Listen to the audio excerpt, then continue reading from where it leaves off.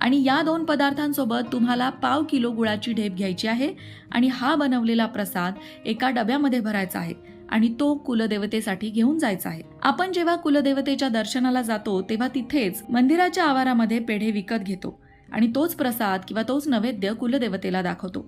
पण आपल्या घरातून आपण आपल्या हाताने बनवलेला नैवेद्य कुलदेवतेला अर्पण करणं महत्वाचं आहे. मी मघाशी म्हटलं तसं कुलदेवता ही आपल्या कुळाची आई असते आणि मग आपण आपल्या आईसाठी आपल्या हाताने एक पदार्थ बनवून घेऊन जाऊ शकत नाही. तुम्ही प्रेमाने तुमच्या हाताने बनवलेला पदार्थ कुलदेवतेला अर्पण करा. त्यामध्ये तुमची भक्ती सुद्धा असेल जी कुलदेवतेपर्यंत पोहोचेल. ज्या वेळेस तुम्ही तीर्थक्षेत्री जातात त्यावेळेस तुम्हाला स्वच्छ स्नान करायचं आहे आणि देवीच्या दर्शनाला जायचं आहे. तिथे दर्शनाला गेल्यावर पुजाऱ्यांना सांगून तुम्ही घरून आणलेला नैवेद्य देवीला अर्पण करायचा आहे आणि ज्या वेळेस पुजारी हा नैवेद्य देवीला अर्पण करतात त्यावेळेस तुम्हाला प्रार्थना करायची आहे की हे माते,